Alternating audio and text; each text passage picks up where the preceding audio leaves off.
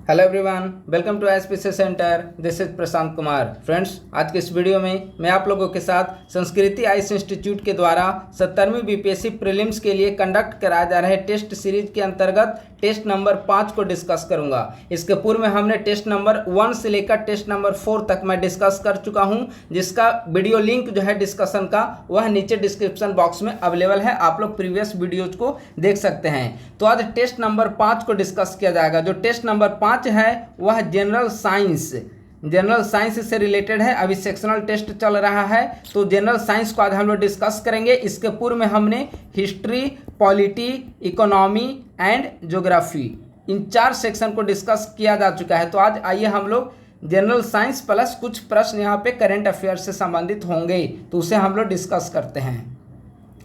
पहला प्रश्न है, निम्नलिखित में से कौन सा मेडुला ऑब्लागेंटा के कार्य हैं? ठीक है, मेडुला ऑब्लागेंटा के कौन से कार्य हैं इसे बताना है। देखिए, पश्च मस्तिष्क के 2 भाग होते हैं। ठीक है, पश्च मस्तिष्क जो होता है उसके 2 भाग होते हैं। एक भाग होता है सेरिबेलम और दूसरा भाग होता है मेडुला ऑब्लागेंटा। ठीक है, तो यहाँ पर है कि मेडुला ऑब्लागेंटा के क्या कार्य हैं। तो स्टार्टिंग का 1 और 2 नंबर जो ऑप्शन है यह सेरिबेलम का कार्य है। ठीक है, सेरिबेलम का क्या कार्य है बताइए आप लोग? स्मरण शक्ति पर नियंत्रण और दृष्टि एवं श्रवण शक्ति पर नियंत्रण, यह सेरिबेलम का कार्य है। लेकिन ऑप्शन नंबर 3 और 4 जो है श्वसन तंत्र पर नियंत्रण और हृदय स्पंदन एवं रक्तचाप पर नियंत्रण, यह मेडुला ऑब्लागेंटा के कार्य है। ठीक है, तो इसका करेक्ट आंसर क्या हो जाएगा? 3 और 4, यानी कि 1 का आंसर हो जाएगा सी। दूसरा प्रश्न है, निम्नलिखित में से कौन सा एंजाइम प्रोटीन एवं पेप्टोन को एमिनो अम्ल में परिवर्तित करता है? बहुत महत्वपूर्ण सवाल है। प्रोटीन एवं पेप्टोन को एमिनो अम्ल में कौन सा एंजाइम परिवर्तित करता है? इसका आंसर हो जाएगा ए, यानी कि इरेप्सिन। तो इरेप्सिन का तो हो गया कि प्रोटीन एवं पेप्टोन को एमिनो अम्ल में परिवर्तित करेगा। अब अगर माल्टेज देखें तो माल्टेज जो है वह माल्टोज को ग्लूकोज शर्करा में बदलता है, परिवर्तित करता है। ठीक है, इसी प्रकार लाइपेज जो है, लाइपेज इमल्सीकृत वसा को ग्लिसरीन व फैटी एसिड में बदलता है। सुक्रेज जो है वह सुक्रोज को ग्लूकोज व फ्रक्टोज में बदलता है। ठीक है, तो इन चारों ऑप्शन को हमने देख लिया। इरेप्सिन जो है प्रोटीन एवं पेप्टोन को एमिनो अम्ल में बदलेगा, माल्टेज माल्टोज को ग्लूकोज शर्करा में बदलेगा, लाइपेज इमल्सीकृत वसा को ग्लिसरीन व फैटी एसिड में ट्रांसफर करेगा, परिवर्तित करेगा, और सुक्रेज जो है वह सुक्रोज को ग्लूकोज व फ्रक्टोज में परिवर्तित करेगा। ठीक है, तो 2 का करेक्ट आंसर हो जाएगा ए। निम्नलिखित में से कौन सा परजीवी कवक है? ठीक है, इसमें से कौन सा परजीवी कवक है उसे बताना है। ठीक है, तो ऑप्शन नंबर 1 पिकनीसिया जो है वह परजीवी कवक है। ठीक है, दूसरा है पेनिसिलियम जो है वह मृतोपजीवी कवक है। लाइकेन आप लोग जानते होंगे, सहजीवी है लाइकेन। ठीक है, अस्टिलागो भी परजीवी कवक है। ठीक है, तो प्रश्न है निम्न में से कौन सा परजीवी कवक है? तो परजीवी कवक में option number 1 and option number 3 ये परजीवी कवक है, तो इसका करेक्ट आंसर हो जाएगा ए। बाकी ऑप्शन नंबर 2 हमने क्या बताया? पेनिसिलियम मृतोपजीवी, लाइकेन सहजीवी। ठीक है, तो इसका आंसर हो जाएगा 3 का ए। निम्न में से कौन सा जीवाणु जनित रोग नहीं है? यानी कि कौन सा ऐसा रोग है जो जीवाणु से नहीं होता है, जीवाणु जनित रोग नहीं है। ठीक है, तो देखिए ऑप्शन नंबर 4 का प्रश्न संख्या 4 का ऑप्शन नंबर डी देखिए, इन्फ्लुएंजा जो है वह विषाणु से होता है। ठीक है, बाकी अन्य 3 देखेंगे ये सभी जीवाणु जनित रोग है। डिप्थीरिया किसके कारण होता है? करेनिबैक्टीरियम डिप्थेरी के कारण। कालिफ खांसी होमोफिलस पर्टुसिस के कारण। निमोनिया क्लोस्ट्रीडियम निमोनी के कारण होता है। ठीक है, तो ये तीनों जीवाणु के कारण होते हैं, लेकिन इन्फ्लुएंजा विषाणु के कारण होता है। 4 का आंसर हो जाएगा डी। प्रश्न संख्या 5, निम्नलिखित युग्मों पर विचार करें। ठीक है, उपर्युक्त युग्मों में से कौन सा सही सुमेलित है इसे बताना है। एक तरफ है विटामिन, दूसरे तरफ है रासायनिक नाम। विटामिन B1 राइबोफ्लेविन गलत है। विटामिन B1 का रासायनिक नाम होता है विटामिन B1 थायमिन, और राइबोफ्लेविन विटामिन B2 का होता है। ठीक है, तो पहला गलत हो गया। विटामिन B5 पैंटोथेनिक एसिड सही है। विटामिन B6 पायरिडाक्सिन यह भी सही है। विटामिन B9 नियासिन पुनः गलत है। विटामिन B9 जो होता है वह फोलिक एसिड होता है। फोलिक एसिड, ठीक है। नियासिन विटामिन B3 का होता है, ठीक है। तो यहाँ पे कौन सा सही है, तो ऑप्शन नंबर 2 और 3 सही है, यानी कि 5 का करेक्ट आंसर क्या हो जाएगा, बी इसका करेक्ट आंसर होगा। छठा नंबर प्रश्न है, निम्नलिखित में से किस हार्मोन के अतिस्रावन से हाइपोग्लाइसीमिया नामक रोग होता है। बहुत महत्वपूर्ण सवाल है। हाइपोग्लाइसीमिया नामक रोग किस हार्मोन के अतिस्रावन से होता है, इसका आंसर हो जाएगा डी यानी कि इंसुलिन। निम्नलिखित में से कौन सा एंजाइम अग्नाशयी रस के भाग है। बहुत महत्वपूर्ण सवाल है। अग्नाशयी रस के कौन सा भाग है। निम्नलिखित में से 4 एंजाइम ऑप्शन दिया गया है, इनमें से बताना है कि अग्नाशयी रस के कौन कौन से संबंधित हैं। तो देखिए अग्नाशयी रस, अग्नाशय में बेसिकली 5 प्रकार के एंजाइम होते हैं। इन 5 एंजाइम में देखेंगे तो ट्रिप्सिन, एमाइलेज, लाइपेज, माल्टेज और कार्बोक्सी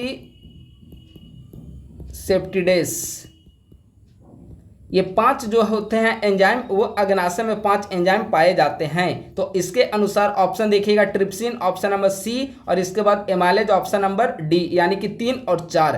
3 और 4 जो है वह अग्नाशयी रस से संबंधित है, इसका आंसर हो जाएगा बी। बाकी अन्य 3 कौन कौन है, एक तो हो गया ट्रिप्सिन और एमाइलेज, इसके अलावा लाइपेज, माल्टेज और कार्बोक्सी सेप्टिडेम, ठीक है। तो 7 का आंसर हो जाएगा बी।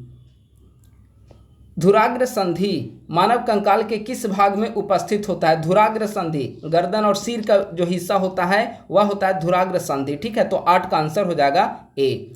निम्नलिखित में से कौन से अनुकंपी तंत्रिका तंत्र के कार्य है। अनुकंपी तंत्रिका तंत्र, पुतलियों का प्रसार सही है, रक्त में शर्करा के स्तर में वृद्धि यह भी सही है, मूत्राशय पेशियों का संकुचन गलत है, मूत्राशन पेशियों का फैलाव होता है। अनुकंपी तंत्रिका तंत्र का जो मुख्य कार्य है मांसपेशी मूत्राशय पेशियों का फैलाव मुख्य कार्य है, ठीक है। तो तीसरा गलत हो गया। चौथा, लाल रुधिर कणिकाओं की संख्या में वृद्धि सही है। तो इनमें से कौन सा सही है, तो 1, 2 और 4 यानी कि 9 का ऑप्शन नंबर सी।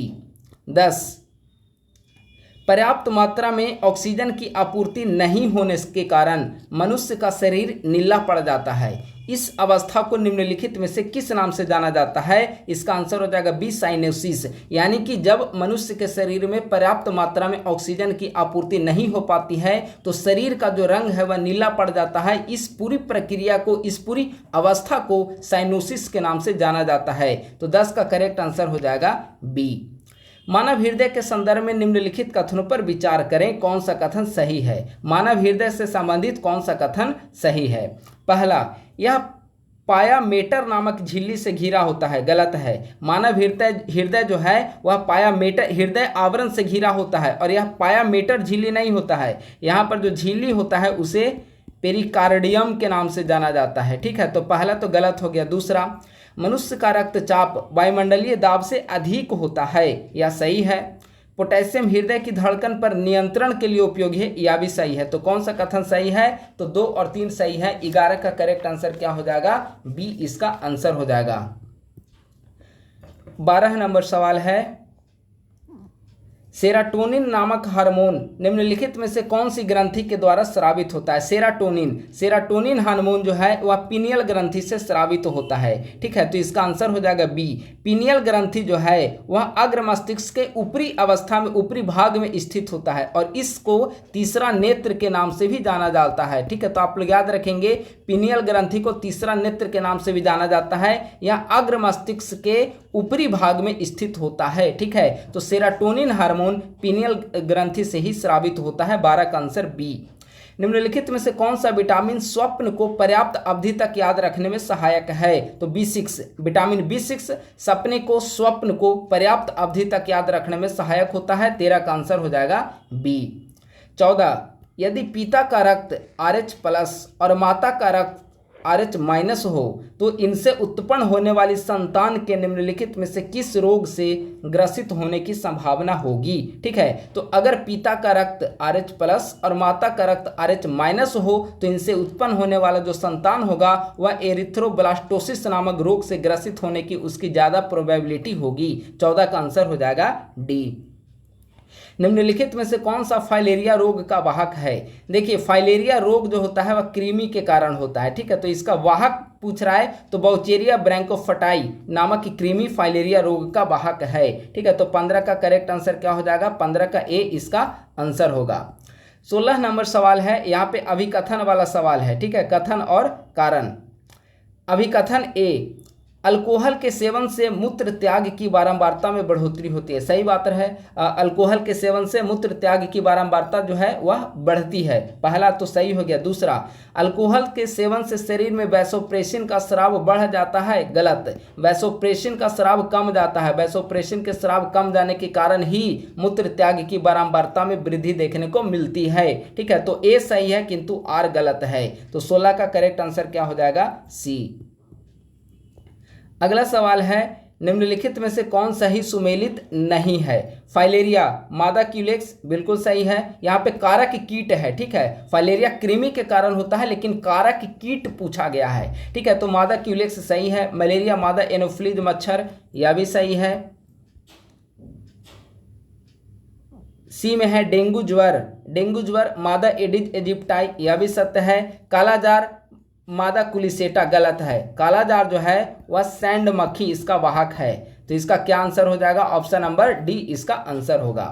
निम्नलिखित में से कौन सी स्तनियों की कर्ण गुहा में मोम के समान पदार्थ का स्राव करने वाली ग्रंथियां हैं। देखिए सवाल क्या है, स्तनियों की कर्ण गुहा में मोम के समान पदार्थ का स्राव करने वाली ग्रंथि कौन सी है। तो इसका आंसर हो जाएगा बी, सेरुमिनस ग्रंथि। ठीक है, अब देखिए चारों ऑप्शन देखते हैं। लैक्रिमल ग्रंथि आपने नाम सुना होगा, लैक्रिमल ग्रंथि अश्रु से संबंधित है। अल्बुमिनस ग्रंथि, अल्बुमिनस ग्रंथि मनुष्य के आहार नाल में हमें देखने को मिलता है, आहार नाल में स्थित होता है। ठीक है, सेरुमिनस ग्रंथि हो गया स्तनियों की कर्ण गुहा में, और कॉपर ग्रंथि जो होता है वह स्तनधारी पुरुष में मिलता है। कॉपर ग्रंथि स्तनधारी पुरुष। ठीक है, तो इसका करेक्ट आंसर क्या हो जाएगा, 18 का बी। मानव वृक्क में पाई जाने वाली पथरी निम्नलिखित में से किस रासायनिक यौगिक से निर्मित है। बहुत आसान प्रश्न, पथरी कैल्शियम ऑक्जेलेट। ठीक है, 19 का आंसर हो जाएगा सी। संघ मोलस्का के संदर्भ में निम्नलिखित कथनों पर विचार करें। संघ मोलस्का के संदर्भ में विचार करना है। संघ मोलस्का प्राणी जगत का सबसे बड़ा संघ है। गलत, प्राणी जगत का सबसे बड़ा जो संघ है वह है आर्थ्रोपोडा। आप लोग याद रखेंगे, प्राणी जगत का सबसे बड़ा संघ कौन सा है, आर्थ्रोपोडा। संघ मोलस्का दूसरा सबसे बड़ा संघ है। ठीक है, सेकंड, पहला तो गलत हो गया। दूसरा, इनमें खुला परिसंचरण तंत्र पाया जाता है, सत्य है। इनमें नर मादा पृथक एवं अंड प्रजनक होते हैं, यह भी सत्य है। तो संघ मोलस्का के संदर्भ में 2 और 3 सत्य हैं। इसका आंसर हो जाएगा 20 का बी। प्रकाश संश्लेषण के समय निम्नलिखित में से कौन सी क्रियाएं होती है। प्रकाश संश्लेषण के समय कौन सी क्रिया घटित होती है। पहला, क्लोरोफिल के द्वारा प्रकाश ऊर्जा का अवशोषण होता है, सत्य है। रासायनिक ऊर्जा का प्रकाश ऊर्जा में परिवर्तन, देखिए गलत है। प्रकाश संश्लेषण में रासायनिक का प्रकाश में नहीं बल्कि प्रकाश ऊर्जा रासायनिक ऊर्जा में रूपांतरित होती है, रासायनिक। ठीक है, तो दूसरा गलत हो गया। तीसरा, जल अणुओं का हाइड्रोजन और ऑक्सीजन में अपघटन, सत्य है। कार्बन डाइऑक्साइड का कार्बोहाइड्रेट में अपचयन, यह भी सही है। तो प्रकाश संश्लेषण के संदर्भ में कौन सी क्रियाएं घटित होती है, तो 1, 2 और 4, सॉरी 1, 3 और 4, 2 तो गलत है। तो 1, 3 और 4, इसका 21 का आंसर हो जाएगा सी। निम्नलिखित में से कौन सी पादप हार्मोन पुरानी एवं परिपक्व पत्तियों एवं फलों के विलगन को बढ़ावा देता है। ठीक है, बहुत महत्वपूर्ण सवाल है। कौन सा पादप हार्मोन जो है वह पुरानी और परिपक्व पत्तियों एवं फलों के विलगन को बढ़ावा देती है, अलगाव पैदा करती है, जो पुरानी पत्तियां हैं। इसका क्या आंसर हो जाएगा, ऑक्सिन्स। इसका 22 का आंसर हो जाएगा ए। अगला सवाल है, निम्नलिखित में से पादप कोशिका की विशेषताएं हैं। पादप कोशिका की कौन कौन सी विशेषता है, इसे बताना है। ठीक है, पहला, सेलुलोज से निर्मित कोशिका भित्ति, सही है। पादप कोशिका आप देखेंगे कि उसकी जो कोशिका भित्ति होती है वह सेलुलोज से निर्मित होती है, पहला सही है। दूसरा, सेंट्रोसोम एवं सेंट्रोल अनुपस्थित होता है, यह भी सही है। आरक्षित भोजन का ग्लाइकोजन के रूप में भंडारण, यह गलत है। तो पादप कोशिका की विशेषता कौन सी है, तो 1 और 2 विशेषता है। इसका आंसर हो जाएगा बी। निम्नलिखित में से किस सवाल का प्रयोग अंतरिक्ष यात्रियों के द्वारा भोजन के रूप में किया जाता है, यह महत्वपूर्ण सवाल है। देखिए, अंतरिक्ष यात्रियों द्वारा भोजन के रूप में 2 प्रकार के सवाल का प्रयोग किया जाता है। एक सवाल जो है वह क्लोरेला सवाल है जो ऑप्शन में नहीं है, और दूसरा सवाल है वह स्प्रूलाइना शैवाल, ठीक है। तो 24 का आंसर हो जाएगा सी, यानी कि किस शैवाल का प्रयोग अंतरिक्ष यात्रियों के द्वारा भोजन में किया जाता है। तो दो प्रकार के शैवाल हैं जिसका प्रयोग अंतरिक्ष यात्रियों के द्वारा भोजन के रूप में किया जाता है, एक तो क्लोरेला शैवाल है और दूसरा स्प्रूलाइना शैवाल। तो 24 का आंसर हो जाएगा सी। समसूत्री विभाजन की निम्नलिखित अवस्थाओं को क्रमानुसार व्यवस्थित कीजिए तथा नीचे दिए गए कूट का प्रयोग करके सही उत्तर को चुनिए, ठीक है। समसूत्री विभाजन की अवस्था यहाँ पे एक क्रम के रूप में आपको यहाँ पे सीक्वेंस रूप में रखना है, ठीक है। तो देखिए सबसे पहले जो इसका होगा प्रोफेज, ठीक है। तो सबसे पहले 3 नंबर आएगा, प्रोफेज के बाद मेटाफेज, मेटाफेज के बाद होता है एनाफेज, एनाफेज के बाद होता है टेलाफेज। 3, 1, 2, 4 ऑप्शन नंबर बी 25 का आंसर होगा, ठीक है। तो आप लोग याद रखेंगे समसूत्री विभाजन की जो अवस्था होती है उसको क्रम में याद रखिए, ठीक है। प्रोफेज, मेटाफेज, एनाफेज और टेलाफेज। 25 का आंसर बी। निम्नलिखित युग्मों पर विचार करें, कितने युग्म सही सुमेलित है, इनमें से कितने युग्म सही सुमेलित हैं, ठीक है। पहला क्लोरोप्लास्ट प्रकाश संश्लेषण में सहायक है, सत्य है। क्रोमोप्लास्ट भोजन के भंडारण में सहायक है, यह गलत है।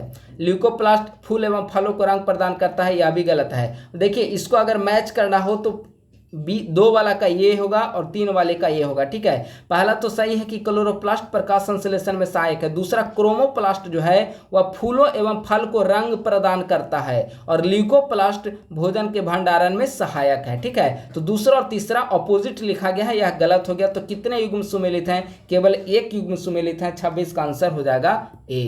27, लाइकेन के संदर्भ में निम्नलिखित कथनों पर विचार करें, ठीक है। लाइकेन के संदर्भ में विचार करना है। पहला, ये सहजीवी साहचर्य का परिणाम है, बिल्कुल सही है। लाइकेन जल प्रदूषण के उत्तम संकेतक हैं, गलत है। लाइकेन वायु प्रदूषण के उत्तम संकेतक हैं, तो दूसरा गलत हो गया। तीसरा, इनमें प्रजनन कायिक तथा लैंगिक दोनों विधियों से होता है, मतलब कायिक विधि और लैंगिक विधि दोनों विधियों से इनमें प्रजनन होता है लाइकेन में, सत्य है।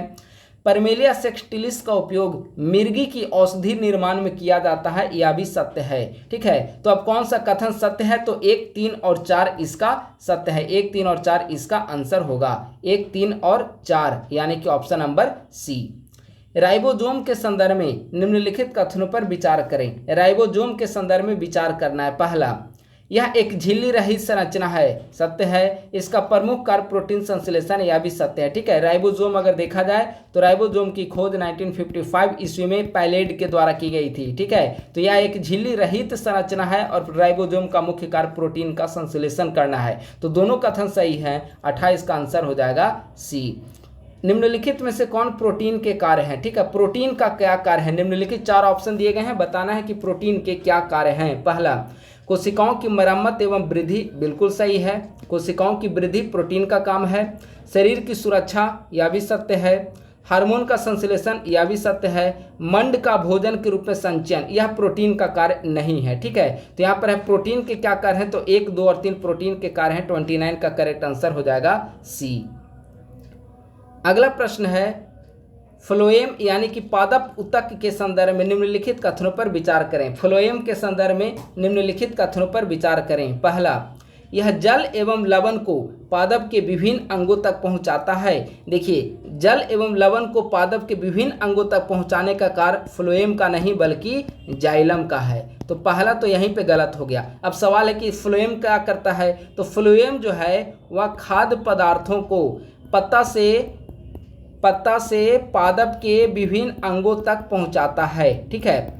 आप लोग ध्यान देंगे, कह रहा है यहाँ पर सवाल कि फ्लोएम के बारे में निम्नलिखित कथन पर विचार करें। तो पहला कथन गलत है। पहला कथन दिया है यहाँ पे कि जल और लवण को पादप के विभिन्न अंगों तक पहुंचाता है फ्लोएम, तो गलत है। यह काम जाइलम का है, ठीक है। तो फ्लोएम का क्या काम है, तो फ्लोएम जो है वह खाद्य पदार्थों को पत्ता से लेकर पादप के विभिन्न अंगों तक पहुँचाने का काम करता है। पहला गलत हो गया। दूसरा, यह नीचे से ऊपर की ओर एकल दिशा में कार्य करता है, यह भी गलत है। यह ऊपर से नीचे की ओर एकल दिशा में कार्य जो है वह जाइलम करता है। तो फ्लोएम क्या करता है, तो फ्लोएम सभी दिशाओं में प्रवाहित होती है। फ्लोएम सभी दिशाओं में, ठीक है, कार्य करता है। तो दोनों स्टेटमेंट इसका गलत है। तो कौन सा कथन सही है, ना तो 1 सही है ना तो 2 सही है। यह सवाल जो है वह जाइलम के बारे में अगर आता तो दोनों स्टेटमेंट सत्य होते, लेकिन सवाल है फाइलम, तो दोनों स्टेटमेंट गलत है। 30 का आंसर हो जाएगा डी। निम्नलिखित में से कौन से वाष्पोत्सर्जन के उद्देश्य हैं। वाष्पोत्सर्जन के क्या उद्देश्य हैं। पहला, प्रकाश संश्लेषण के लिए जल का संभरण, सत्य है। खनिजों का पौधों के सभी अंगों तक परिवहन, यह भी सही है। पत्ती की सतह का शीतलन, यह भी सही है। ठीक है, तो बाष्पोत्सर्जन के बारे में कौन सा कथन सत्य है? तो तीनों स्टेटमेंट यहाँ पे सत्य हैं, तो इसका 31 का आंसर हो जाएगा डी। अगला 32 नंबर सवाल है, निम्नलिखित में से किस नील हरित शैवाल के कारण लाल सागर का रंग लाल दिखाई देता है? बहुत महत्वपूर्ण सवाल है। लाल सागर का रंग जो है वह लाल किस नील हरित शैवाल के कारण होता है? तो इसका आंसर हो जाएगा ऑप्शन नंबर डी, ट्राइकोडेस्मियम एरिथ्रियम के कारण लाल सागर का रंग जो है वह लाल दिखाई पड़ता है। 32 का आंसर हो जाएगा डी। 33, पौधों की वृद्धि नापने के लिए किस यंत्र का प्रयोग किया जाता है? तो पौधे की वृद्धि को नापने के लिए ऑक्सैनोमीटर का प्रयोग किया जाता है। 33 का करेक्ट आंसर हो जाएगा बी। अगर अन्य 3 ऑप्शन देखें, बोलोमीटर उष्मीय विकिरण को मापता है। ठीक है, डाइलेटोमीटर जो है वह किसी वस्तु में उत्पन्न आयतन के परिवर्तन को मापता है। ठीक है, ईडोमीटर जो है वह वर्षा की मात्रा को मापता है। ठीक है, तो पौधों की वृद्धि ऑक्सैनोमीटर। 33 का आंसर हो जाएगा बी। निम्नलिखित में से कौन सी विशेषताएं कायिक प्रवर्धन के संदर्भ में सही है? कायिक प्रवर्धन के बारे में निम्नलिखित में से कौन सी विशेषताएं सत्य है? पहला, जनन की अलैंगिक प्रक्रिया, बिल्कुल सही है। फूलों एवं फलों की अतिशीघ्र प्राप्ति, यह भी सत्य है। संतति अपने जनक के समान, यह कायिक प्रवर्धन के बारे में सत्य है। अनुकूलन की क्षमता अधिक, देखिए गलत है। कायिक प्रवर्धन में देखेंगे तो अनुकूलन की क्षमता कम होती है। ठीक है, तो चौथा नंबर गलत है। तो कौन सा कूट का प्रयोग करके सही उत्तर को चुने? 1, 2 और 3 सत्य है, तो 34 का आंसर हो जाएगा सी। निम्नलिखित युग्मों में से कौन सा युग्म सुमेलित नहीं है? ठीक है, एक तरफ है सिद्धांत और दूसरे तरफ है प्रतिपादक, कौन सा मैच नहीं है इसे आपको बताना है। उत्परिवर्तन का सिद्धांत ह्यूगो डी ब्रीज, सत्य है। जैव विकास का सिद्धांत चार्ल्स डार्विन, यह भी सत्य है। अपरोण की अवधारणा स्पेंसर, गलत है। अपरोण की जो अवधारणा है वह जैकब एवं मोनार्ड की अवधारणा है। जैकब एवं मोनोड। ठीक है, तो सी नंबर जो है वह गलत है। उपार्जित लक्षणों का सिद्धांत लैमार्क, सत्य है। तो एक इसमें तो कौन सा सुमेलित नहीं है, कौन सा गलत है? तो ऑप्शन नंबर 3 गलत है, तो 35 का आंसर हो जाएगा सी। 36 नंबर सवाल है, निम्नलिखित में से कौन सी यूकैरियोटिक कोशिका की विशेषता है? आप लोग ध्यान देंगे, प्रोकैरियोटिक और यूकैरियोटिक। ठीक है, तो 2 होता है, लेकिन यहाँ पे सवाल है कि यूकैरियोटिक कोशिका की विशेषता निम्नलिखित में से कौन सी है? पूर्ण विकसित केंद्रक होती है, यूकैरियोटिक में सत्य है। समसूत्री कोशिका विभाजन देखने को मिलता है, यह भी सत्य है। और लैंगिक जनन होता है, यह भी सत्य है। तो यूकैरियोटिक कोशिका के बारे में तीनों सत्य हैं, यानी कि 1, 2 और 3 इसके तीनों आंसर होंगे। ठीक है, तो 36 का आंसर हो जाएगा 1, 2 और 3, ऑप्शन नंबर सी। 37, अवायवीय श्वसन के संदर्भ में निम्नलिखित कथनों पर विचार करें। अवायवीय श्वसन और वायवीय श्वसन, ऑक्सीजन की उपस्थिति में जो श्वसन होगी वह वायवीय श्वसन होगी, ऑक्सीजन की अनुपस्थिति में जो श्वसन होगी अवायवीय श्वसन होगी। ठीक है, पहला, इसमें कार्बन डाइऑक्साइड एवं जल का निर्माण होता है, गलत। अवायवीय श्वसन में देखेंगे तो लैक्टिक अम्ल और इथेनॉल का निर्माण होता है, लैक्टिक अम्ल और इथेनॉल, तो पहला तो गलत हो गया। इसमें वायवीय श्वसन की अपेक्षा अधिक ऊर्जा मुक्त होती है, यह भी गलत है। वायवीय श्वसन की अपेक्षा इसमें कम ऊर्जा मुक्त होती है। श्वसन की पूरी प्रक्रिया कोशिका द्रव्य में संपन्न होती है, सत्य है। अवायवीय श्वसन जो है वह कोशिका द्रव्य में संपन्न होती है। तो कौन सा कथन सही है? 1, 2 गलत है, ऑप्शन नंबर 3 सही है। 37 का आंसर हो जाएगा सी। निम्नलिखित में से कौन सा सत्य फल नहीं है? सत्य फल का उदाहरण कौन नहीं है? ठीक है, तो सत्य फल जो होता है वह निषेचन के पश्चात अंडे से उत्पन्न होने वाले फल जो होते हैं वे सत्य फल होते हैं। इनमें ऑप्शन देखा जाए तो आम सत्य फल का उदाहरण है, संतरा सत्य फल का उदाहरण है, कीवी सत्य फल का उदाहरण है, इसके अलावा अंगूर भी सत्य फल का उदाहरण है, नाशपाती भी सत्य फल का उदाहरण है, लेकिन सहतूत सत्य फल का उदाहरण नहीं है। 38 का आंसर हो जाएगा बी। निम्नलिखित में से कौन सा सही सुमेलित नहीं है, यानी कि निम्नलिखित में से कौन सा गलत है? ठीक है, थैलोफाइटा क्लोरेला सत्य है, ब्रायोफाइटा अस्फिगनम सत्य है, टेरिडोफाइटा लाइकोपोडियम यह भी सत्य है, जिम्नोस्पर्म मार्केसिया गलत है। जिम्नोस्पर्म जो होता है या मार्केसिया इसका उदाहरण नहीं है, बल्कि जिम्नोस्पर्म में देखेंगे तो जामिया इसका महत्वपूर्ण पादप है, थूजा इसका महत्वपूर्ण पादप है, पाइनस अराकेसिया इसका महत्वपूर्ण पादप है, लेकिन मार्केसिया जो है इसका महत्वपूर्ण पादप नहीं है। आंसर हो जाएगा डी। एक और आप लोग ध्यान देंगे, थैलेफाइटा, ब्रायोफाइटा, टेरिडोफाइटा, ये जो तीनों है वह अपुष्पी पादप है, अपुष्पी पादप है, और जिम्नोस्पर्म जो है वह पुष्पी पादप का उदाहरण है। 37 का आंसर हो जाएगा डी, सॉरी 39 का आंसर डी। 40, निम्नलिखित में से किसे फूल खिलाने वाला हार्मोन कहा जाता है? फूल खिलाने वाला हार्मोन फ्लोरिजिन्स होता है। 40 का आंसर हो जाएगा बी। 8 मई 2024 को मनाए गए विश्व रेड क्रॉस दिवस 2024 का विषय निम्नलिखित में से क्या है? अब 10 सवाल यहाँ पे करेंट होगा। बायोलॉजी का 40 सवाल हमने डिस्कस कर लिया, अब 10 सवाल करेंट होगा। इसके बाद फिर फिजिक्स का 10 सवाल आएगा, 40 सवाल, फिर होगा करेंट का 10 सवाल, फिर केमिस्ट्री का 40 आएगा, और फिर होगा केमिस्ट्री का 10 सवाल करेंट का। ठीक है, तो इस तरह से 40 बायो का, उसके बाद 10 करेंट, फिर आएगा 40 फिजिक्स का, उसके बाद आएगा 10 करेंट, फिर आएगा 40 केमिस्ट्री का, उसके बाद आएगा 10 करेंट। ठीक है, तो ये करेंट शुरू हो गया है। तो 8 मई 2024 को विश्व रेड क्रॉस दिवस मनाया गया। उसका थीम क्या था? इसका ऑप्शन नंबर डी हो जाएगा। विश्व रेड क्रॉस दिवस का थीम था मैं खुशी के साथ देता हूं, और जो खुशी मैं देता हूं वह एक पुरस्कार है। 41 का आंसर हो जाएगा डी। 42 है, हाल ही में बंगाल की खाड़ी में आए गंभीर चक्रवात रेमल का नामकरण निम्नलिखित में से किस देश के द्वारा किया गया है? रेमल एक चक्रवात है जो कि बंगाल की खाड़ी में आया है, और इसका नामकरण ओमान के द्वारा किया गया है। 42 का आंसर डी। हाल ही में निम्नलिखित में से कौन माउंट एवरेस्ट पर चढ़ने वाली सबसे कम उम्र की भारतीय बनी है? तो माउंट एवरेस्ट पर चढ़ने वाली सबसे कम उम्र की भारतीय काम्या कार्तिकेयन बनी है। 43 का आंसर हो जाएगा ए। यात्रा एवं पर्यटन प्रतिस्पर्धा सूचकांक 2024 के संदर्भ में निम्नलिखित कथनों पर विचार करें। ठीक है, यात्रा एवं पर्यटन प्रतिस्पर्धा सूचकांक 2024, पहला, इसे WEF के द्वारा एक वर्ष में 2 बार जारी किया जाता है। देखिए गलत है। यात्रा एवं पर्यटन सूचकांक WEF के द्वारा जारी की जाती है, यह तो सत्य है, लेकिन एक वर्ष में 2 बार नहीं जारी की जाती है, बल्कि 2 वर्ष में 1 बार जारी की जाती है, इसीलिए पहला स्टेटमेंट गलत है।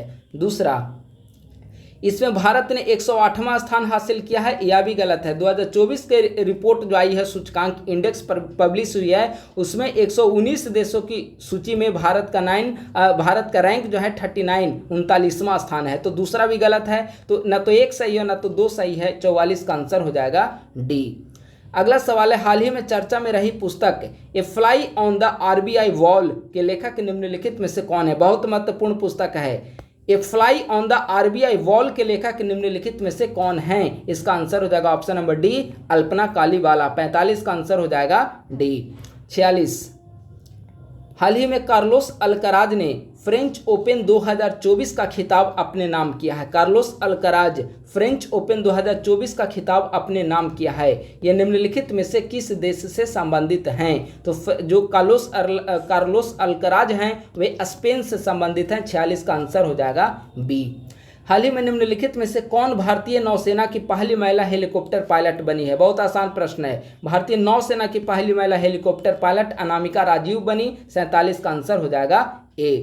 जून 2024 में निम्नलिखित में से किन देशों को संयुक्त राष्ट्र सुरक्षा परिषद में अस्थायी सदस्य के रूप में चुना गया है? अस्थायी सदस्य आप 2 वर्ष के लिए चुने जाते हैं। ठीक है, तो जून 2024 में किन देशों को UNSC में अस्थायी सदस्य के रूप में चुना गया है? तो अस्थायी सदस्य के रूप में 5 देशों को चुना गया है। ठीक है, कौन कौन से 5 देश हैं? 5 देश में एक तो डेनमार्क है, पाकिस्तान है, सोमालिया है। ठीक है, इसके अलावा ग्रीस एंड पनामा, ये 5 देश को UNSC में अस्थायी सदस्य देश के लिए चुना गया है। ठीक है, तो 1, 3, 4 इसका ऑप्शन हो जाएगा। 48 का 1, 3 और 4। देखिए ऑप्शन नंबर सी इसका करेक्ट है। हाल ही में साउलोस चिलीमा का विमान दुर्घटना में मृत्यु हो गया। ये निम्न में से किस देश के उपराष्ट्रपति थे? बताइए, साउलोस चिलीमा जिनका हाल ही में विमान दुर्घटना में निधन हो गया, ये किस देश के उपराष्ट्रपति थे? तो मलावी के। आंसर हो जाएगा इसका ए। हाल ही में निम्नलिखित में से कौन सा देश अंतर्राष्ट्रीय सौर गठबंधन में पूर्ण सदस्य के रूप में शामिल होने वाला 100वां देश बना है? तो अंतर्राष्ट्रीय सौर गठबंधन में पूर्ण सदस्य के रूप में शामिल होने वाला 100वां मेंबर जो है वह पराग्वे बना है। 50 का आंसर हो जाएगा सी। अब यहाँ पे शुरू हो रहा है फिजिक्स का सवाल, ठीक है। जब कोई उत्तल लेंस किसी वस्तु का वास्तविक प्रतिबिंब बनाता है तो वस्तु और उसके प्रतिबिंब के बीच की दूरी निम्नलिखित में से किसके बराबर होगी? बहुत महत्वपूर्ण सवाल है। यदि कोई उत्तल लेंस किसी वस्तु का वास्तविक प्रतिबिंब बनाता है तो वस्तु और उसके प्रतिबिंब के बीच की दूरी उत्तल लेंस की फोकस दूरी के 4 गुना होगी। तो 51 का आंसर हो जाएगा डी। 52 नंबर सवाल है, यहाँ पे कथन और कारण से संबंधित सवाल है। कथन, किसी माध्यम में ध्वनि की चाल आवृत्ति पर निर्भर करती है। देखिए गलत है। किसी भी माध्यम में ध्वनि की चाल जो है वह उसके घनत्व और प्रत्यास्थता पर निर्भर करती है, ना कि आवृत्ति पर। तो पहला तो अभिकथन गलत हो गया। दूसरा, एक माध्यम से दूसरे माध्यम में जाने पर ध्वनि की आवृत्ति अपरिवर्तित रहती है। बिल्कुल सही है। एक माध्यम से दूसरे माध्यम में अगर ध्वनि जाती है तो उसकी आवृत्ति अपरिवर्तित रहेगी। हालांकि जो तरंगदैर्घ्य है, तरंगदैर्घ्य में बदलाव आएगा, तरंगदैर्घ्य बदल जाती है लेकिन आवृत्ति अपरिवर्तित रहेगी। तो ए सही है, सही ए गलत है, आर सही है। तो ए गलत है, आर सही है। ऑप्शन इसका क्या हो जाएगा? 52 का करेक्ट आंसर हो जाएगा ऑप्शन नंबर डी। अब आइए 53 नंबर सवाल, निम्नलिखित में से कौन सी घटना प्रकाश के अपवर्तन के कारण घटित होती है? ठीक है, प्रकाश के अपवर्तन के कारण निम्नलिखित में से कौन सी घटना घटित होगी? हीरे का चमकना पूर्ण आंतरिक परावर्तन के कारण होता है। पानी में हवा के बुलबुले का चमकना यह भी पूर्ण आंतरिक परावर्तन के कारण होता है। रात्रि के तारों का टिमटिमाना, यह सत्य है। रात्रि के तारों का टिमटिमाना यह प्रकाश के अपवर्तन के कारण ही होता है। रेगिस्तान में मरीचिका का दिखाई देना पुनः पूर्ण आंतरिक परिवर्तन के कारण होता है। ठीक है, तो सवाल है कि प्रकाश के अपवर्तन के कारण कौन होता है? तो ऑप्शन नंबर सी इसका करेक्ट आंसर होगा। बाकी ऑप्शन नंबर ए, बी और डी ये पूर्ण आंतरिक परावर्तन के कारण होता है। ठीक है, तो 53 का आंसर सी। 54, पराश्रव तरंगों का प्रयोग निम्नलिखित में से किन उद्देश्यों के लिए किया जाता है? पराश्रव तरंग का प्रयोग निम्नलिखित में से किन उद्देश्यों के लिए किया जाता है? पहला, दूध के अंदर के हानिकारक जीवाणुओं को नष्ट करने में, सत्य है। गठिया रोग के उपचार में, सत्य है। मस्तिष्क के ट्यूमर का पता लगाने में, सत्य है। समुद्र की गहराई का पता लगाने में, सत्य है। इन चारों ऑप्शन में देखेंगे तो पराश्रव तरंगों का प्रयोग किया जाता है। इसका 54 का आंसर हो जाएगा डी। अगला सवाल है, साधारण वायुमंडलीय दाब पर जल का क्वथनांक 100 डिग्री सेल्सियस होता है। यदि दाब को दुगुना कर दिया जाए तो जल का क्वथनांक कितना हो जाएगा? साधारण वायुमंडलीय दाब पर जल का क्वथनांक 100 डिग्री सेल्सियस होता है। यदि हम दाब को दुगुना करेंगे तो जल का क्वथनांक 125 डिग्री सेल्सियस हो जाएगा। ठीक है, 55 का आंसर हो जाएगा ए। अगला सवाल है, एक तरफ है उपकरण और दूसरे तरफ है ऊर्जा का रूपांतरण, कौन सा कथन सही सुमेलित है? माइक्रोफोन विद्युत ऊर्जा को ध्वनि ऊर्जा में, यह गलत है। माइक्रोफोन जो है ध्वनि ऊर्जा को विद्युत ऊर्जा में, ऑपोजिट लिखा गया है, पहला गलत हो गया। सितार यांत्रिक को ध्वनि में, सत्य है। डायनेमो विद्युत को यांत्रिक में, पुनः यहाँ पे अपोजिट लिखा गया है। डायनेमो यांत्रिक ऊर्जा को विद्युत ऊर्जा में। ठीक है, विद्युत सेल रासायनिक ऊर्जा को विद्युत सेल भी यहाँ पे अपोजिट लिखा गया है, रासायनिक ऊर्जा को विद्युत ऊर्जा में। तो इसका देखेंगे तो कौन सा सही है? तो ऑप्शन नंबर बी सही है। फिर से एक बार हम लोग मैच करके देख लेते हैं। माइक्रोफोन जो होता है वह ध्वनि से विद्युत, सितार जो होता है, सितार ये तो ठीक है, यांत्रिक को ध्वनि में, सितार सही है। डायनेमो यांत्रिक ऊर्जा को विद्युत ऊर्जा में, और विद्युत सेल जो होता है वह रासायनिक को विद्युत ऊर्जा में। तो ऑप्शन नंबर बी इसका करेक्ट है। अब आइए अगला सवाल, यदि किसी वस्तु के वेग का परिमाण समय के साथ साथ बढ़ रहा है तो वस्तु का त्वरण निम्नलिखित में से किस प्रकार प्रभावित होगा? यदि वस्तु के वेग का परिमाण समय के साथ साथ बढ़ रहा है तो उसका त्वरण पॉजिटिव होगा, धनात्मक होगा। 57 का करेक्ट आंसर हो जाएगा ए। अगला सवाल है, निम्नलिखित में से कौन सा विद्युत चुंबकीय बल को प्रदर्शित नहीं करता है? ध्यान देंगे, विद्युत चुंबकीय बल को कौन प्रदर्शित नहीं करेगा? तो देखिए ऑप्शन नंबर डी, इलेक्ट्रॉन का नाभिक के चारों ओर घूमना, यह विद्युत चुंबकीय बल को प्रदर्शित नहीं करेगा। जबकि अगर ऑप्शन नंबर ए, बी और सी देखें, पृष्ठ तनाव, दो दो गतिमान सतहों के मध्य घर्षण, संपर्क में रखी दो वस्तुओं के मध्य संपर्क बल, ये तीनों जो हैं विद्युत चुंबकीय बल को प्रदर्शित करते हैं। लेकिन ऑप्शन नंबर डी इसका करेक्ट आंसर हो जाएगा। निम्नलिखित में से कौन से गति के प्रथम नियम को संदर्भित करते हैं? गति के प्रथम नियम को कौन संदर्भित करेगा, यानी कि गति के प्रथम नियम का उदाहरण निम्नलिखित में से कौन सा है? पहला, कंबल को पीटने पर धूल कणों का नीचा गिरना, बिल्कुल सही है, यह न्यूटन के गतिकी के प्रथम नियम से ही संबंधित है। पेड़ की टहनियों को हिलाने पर फल टूटकर नीचे गिरना, यह भी सही है। ये दोनों न्यूटन की गतिकी के प्रथम नियम से संबंधित हैं। ऊंचाई से कूदने पर चोट लगना और रॉकेट का आगे बढ़ना, ये न्यूटन के गतिकी के थर्ड लॉ से संबंधित हैं। ठीक है, तो ऑप्शन नंबर 1 और 2 न्यूटन के गति के प्रथम नियम से संबंधित हैं और ऑप्शन नंबर 3 और 4 न्यूटन के गतिकी के तीसरे नियम से संबंधित है। 59 का करेक्ट आंसर हो जाएगा ए। निम्नलिखित में से कौन सी विभिन्न माध्यमों में प्रकाश की चाल का सही अवरोही क्रम है? ठीक है, अवरोही क्रम बताना है। आगे हम लोग देख लेते हैं कि किस माध्यम में प्रकाश की चाल क्या होती है। जैसे निर्वात में प्रकाश की चाल क्या होती है? 3 × 10⁸ मीटर प्रति सेकंड। ठीक है, इसके बाद जल देखें तो जल में प्रकाश की चाल कितनी होती है? 2.25 × 10⁸ मीटर प्रति सेकंड। इसके बाद तारपीन का तेल आप लीजिए तो तारपीन का तेल होता है 2.04 × 10⁸ मीटर प्रति सेकंड। कांच का होता है 2 × 10⁸ मीटर प्रति सेकंड। और नाइलॉन या रॉक साल्ट इसका होता है 1.96 × 10⁸ मीटर प्रति सेकंड। अब मैच करिए आप लोग, विभिन्न माध्यमों में प्रकाश की चाल का अवरोही क्रम कह रहा है। ठीक है, तो अवरोही क्रम यानी कि घटते हुए, तो घटते हुए सबसे पहले निर्यात आएगा, निर्यात के बाद आएगा जल के बाद आएगा तारपीन का तेल। ठीक है, यहाँ पे कैच हो रहा है, यानी कि ऑप्शन नंबर 60 का हो जाएगा बी।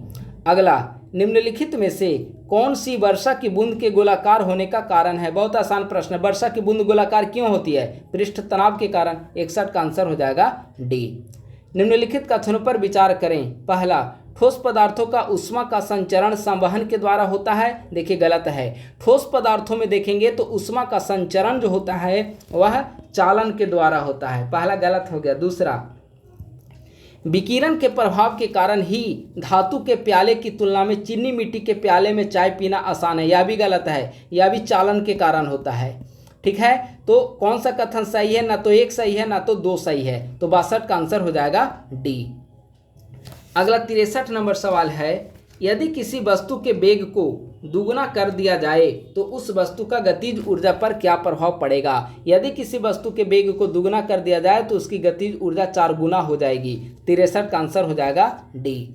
यदि कोई लिफ्ट एक समान वेग से नीचे की ओर गति कर रही हो, ध्यान दीजिएगा वर्ड पे, एक समान वेग से नीचे की ओर गति कर रही हो, तो लिफ्ट में बैठे व्यक्ति को अपने भार में क्या परिवर्तन महसूस होगा? तो एक समान वेग से अगर नीचे की ओर गति कर रहा हो तो भार में कोई परिवर्तन नहीं होगा। 64 का करेक्ट आंसर हो जाएगा सी।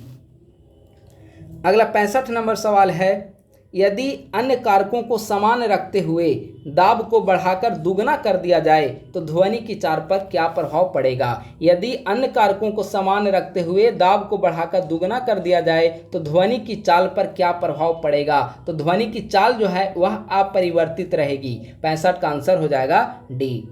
अगला 66 नंबर सवाल है, किसी चालक का प्रतिरोध निम्नलिखित में से किन पर निर्भर करता है? चालक का प्रतिरोध किस पर निर्भर करेगा? तो इसका देखेंगे ऑप्शन, चालक की लंबाई पर, अनुप्रस्थ काट की क्षेत्रफल पर और पदार्थ की प्रकृति पर। इन तीनों पर निर्भर करेगी किसी चालक का प्रतिरोध। तो 1, 2 और 3 तीनों सही होगा। 66 का करेक्ट आंसर हो जाएगा डी।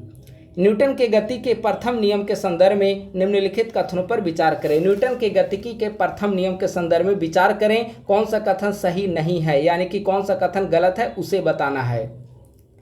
किसी वस्तु का त्वरण उसके द्रव्यमान के व्युत्क्रमानुपाती होता है, गलत है। यह न्यूटन के गतिकी के प्रथम नियम से संबंधित नहीं है, बल्कि यह न्यूटन के गतिकी का दूसरा नियम, ठीक है, दूसरा नियम से संबंधित है। तो पहला तो गलत हो गया। दूसरा, सभी वस्तुओं का अपनी प्रारंभिक अवस्था में बने रहना उनके जड़त्व को दर्शाता है, बिल्कुल सही है। तो कौन सा सही नहीं है? तो पहला सही नहीं है। क्यों? क्योंकि वह न्यूटन के गतिकी के प्रथम नियम से नहीं बल्कि द्वितीय नियम से संबंधित है। 67 का करेक्ट आंसर हो जाएगा ए। 68, पुलिस के द्वारा चलते वाहनों की गति की जांच करने के लिए प्रयोग की जाने वाली स्पीड ट्रैक गन निम्नलिखित में से किस सिद्धांत पर कार्य करती है। ठीक है, पुलिस के द्वारा चलते वाहन की गति को जांच करने के लिए स्पीड ट्रैक गन का प्रयोग किया जाता है, वह किस सिद्धांत पर कार्य करता है। स्पीड ट्रैक गन डॉपलर प्रभाव के सिद्धांत पर काम करता है। 68 का आंसर हो जाएगा ए। 69, प्रत्यावर्ती धारा के संदर्भ में निम्नलिखित कथनों पर विचार करें। कौन सा कथन सही है प्रत्यावर्ती धारा से संबंधित, इसे बताना है। पहला, इसमें धारा एक ही दिशा में प्रवाहित होती है, गलत है। प्रत्यावर्ती धारा आप देखेंगे तो एक निश्चित समयांतराल पर इसकी धारा, इसकी जो दिशा है, धारा की दिशा जो है वह बदलती रहती है एक निश्चित समय अंतराल पे। तो पहला तो ऑप्शन गलत हो गया। दूसरा, ऊर्जा का क्षय कम होने के कारण इसे लंबी दूरी तक प्रवाहित किया जा सकता है, बिल्कुल सत्य है। प्रत्यावर्ती धारा ऊर्जा का क्षय यहाँ पे कम होता है, इसीलिए लंबी दूरी तक प्रवाहित हो सकती है। तो 69 का कौन सा सही है, तो केवल 2 सही है। 69 का आंसर हो जाएगा बी। 70 नंबर सवाल है या न्यूमेरिकल है। यदि 2 समतल दर्पण एक दूसरे की ओर 60 डिग्री कोण पर झुके हुए रखे गए हैं तो इनके मध्य रखी किसी बिंदु रूप वस्तु के बनने वाले प्रतिबिंबों की संख्या निम्नलिखित में से क्या होगी। ठीक है, तो इसके लिए एक फॉर्मूला है, n बराबर 360 degree upon theta minus 1। Theta का वैल्यू होगा 60 डिग्री। ठीक है, तो यहाँ पे क्या होगा 360 अपॉन 60 यानी कि 5 - 1। तो इस यहाँ पे 60 डिग्री है तो थीटा 60 डिग्री हो जाएगा। तो 5 - 1 यानी कि 360, इसको फिर से देखिए, फार्मूला होता है 360 डिग्री अपॉन थीटा माइनस 1। ठीक है, तो 360 अपॉन थीटा का वैल्यू यहाँ पे दिया गया 60 डिग्री, 60 डिग्री माइनस 1, तो क्या हो गया 6 - 1 यानी कि 5। तो बनने वाले प्रतिबिंबों की संख्या होगी 5 यानी कि 70 का आंसर हो जाएगा ए। अगला सवाल है, पेट की अम्लीयता को दूर करने के लिए निम्नलिखित में से किसका प्रयोग किया जाता है। ठीक है, पेट की अम्लीयता को दूर करने के लिए किसका प्रयोग किया जाता है, तो ऑप्शन नंबर बी देखिए, मैग्नीशियम हाइड्रोक्साइड। पेट की अम्लीयता को दूर करने के लिए मैग्नीशियम हाइड्रोक्साइड का ही प्रयोग किया जाता है। ठीक है, ऑप्शन और देख लेते हैं, सोडियम हाइड्रोक्साइड। सोडियम हाइड्रोक्साइड का प्रयोग किया जाता है दाग या धब्बा को हटाने में। ठीक है, कैल्शियम हाइड्रोक्साइड का प्रयोग किया जाता है घर में जो हम लोग चूना का प्रयोग करते हैं पुताई करने में, वह हो गया कैल्शियम हाइड्रोक्साइड। इसके अलावा मिट्टी की अम्लीयता को दूर करने में भी कैल्शियम हाइड्रोक्साइड का प्रयोग किया जाता है। मैग्नीशियम हाइड्रोक्साइड हो गया पेट की अम्लीयता को दूर करने में। पोटेशियम हाइड्रोक्साइड का प्रयोग हम लोग करते हैं प्रयोगशाला में अभिकर्मक के रूप में या मुलायम साबुन के बनाने में पोटेशियम हाइड्रोक्साइड का प्रयोग किया जाता है। ठीक है, तो 71 का आंसर हो जाएगा बी। निम्नलिखित में से कौन से भौतिक परिवर्तन है। भौतिक परिवर्तन का उदाहरण निम्नलिखित में से कौन सा है, इसे बताना है। ठीक है, पहला, लोहे में जंग लगना।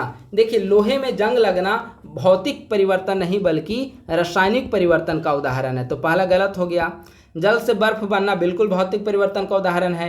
नमक का जल में घुलना यह भी भौतिक परिवर्तन का उदाहरण है। दूध से दही बनना, दूध से दही बनना रासायनिक परिवर्तन का उदाहरण है। ठीक है, तो कौन सा भौतिक का उदाहरण है, तो 2 और 3 यानी कि 72 का आंसर क्या हो जाएगा, ऑप्शन नंबर बी 72 का करेक्ट आंसर होगा।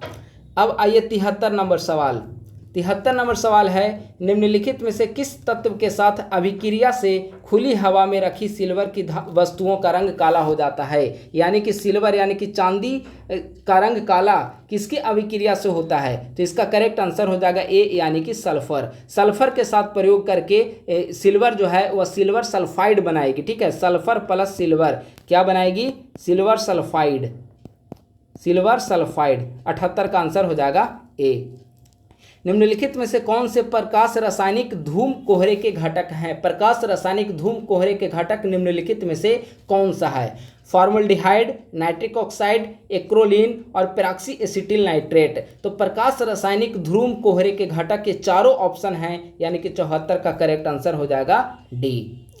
एक्वारेजिया किसका मिश्रण है। एक्वारेजिया बहुत महत्वपूर्ण सवाल है। एक्वारेजिया HNO3 प्लस HCl या बीपीएससी का PYQ में भी पूछा गया है। एक्वारेजिया किसका उदाहरण है, यानी कि सल्फ्यूरिक अम्ल और हाइड्रोक्लोरिक अम्ल। ठीक है, इसका ऑप्शन नंबर क्या हो जाएगा ए, हाइड्रोक्लोरिक अम्ल और सल्फ्यूरिक अम्ल नहीं, नाइट्रिक अम्ल HNO3, सल्फ्यूरिक अम्ल H2SO4 होता है। ठीक है, तो सांद्र नाइट्रिक अम्ल और सांद्र हाइड्रोक्लोरिक अम्ल एक्वारेजिया है, तो इसका 75 का आंसर हो जाएगा ए। निम्नलिखित में से किन अनुप्रयोगों में क्रिस्टलीकरण विधि का प्रयोग किया जाता है। क्रिस्टलीकरण विधि का प्रयोग किस संदर्भ में किया जाएगा। पहला, नमक एवं कपूर के मिश्रण, नमक एवं कपूर के मिश्रण में ऊर्ध्वपातन विधि का प्रयोग किया जाता है। तो पहला तो गलत हो गया, दूसरा पहला गलत लगा देते हैं। दूसरा, समुद्री जल से प्राप्त नमक के शुद्धिकरण में, बिल्कुल यह क्रिस्टलीकरण विधि का प्रयोग किया जाता है। प्रयोगशाला में रक्त एवं मूत्र की जांच में, प्रयोगशाला में रक्त एवं मूत्र की जांच में अपकेंद्रण विधि का प्रयोग किया जाता है, अपकेंद्रण विधि। ठीक है। अशुद्ध नमूने से फिटकिरी के पृथक्करण में क्रिस्टलीकरण विधि। तो 2 और 4 इसके सत्य हैं। इसका 76 का आंसर हो जाएगा बी।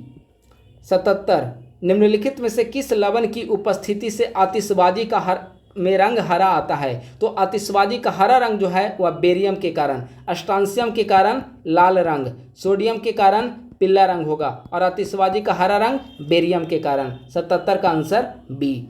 जल की अस्थायी कठोरता को दूर करने के लिए किस विधि का प्रयोग किया जाता है? देखिए, आपने हमेशा पढ़ा होगा कि जल की अस्थायी कठोरता को दूर करने के लिए हम लोग सोडियम एल्यूमिनियम सिलिकेट का प्रयोग करते हैं। ठीक है, सोडियम एल्यूमिनियम सिलिकेट का प्रयोग किया जाता है जल की अस्थायी कठोरता को दूर करने में। और ऑप्शन है नहीं, ऑप्शन विधि का नाम दिया गया है, तो विधि का होगा परम्यूटेट विधि। और इसी परम्यूटेट विधि में जल की अस्थायी कठोरता को कम करने के लिए, दूर करने के लिए सोडियम एल्यूमिनियम सिलिकेट का प्रयोग किया जाता है। तो विधि कौन सा है? परम्यूटेट विधि। 78 का करेक्ट आंसर क्या हो जाएगा? ऑप्शन नंबर सी।